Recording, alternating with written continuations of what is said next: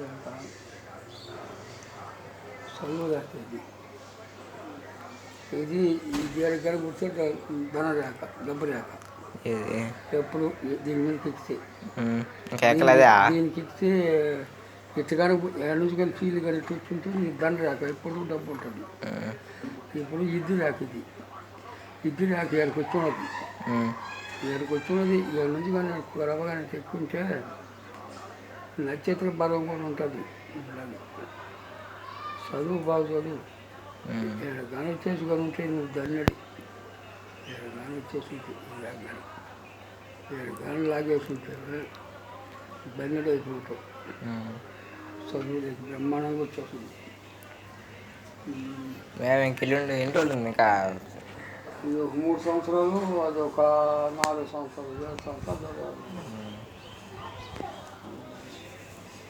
నీ అక్కడికి ఈ సంవత్సరం పైకి ఇంకా 3 సంవత్సరాలు నాది. ఇంకా 3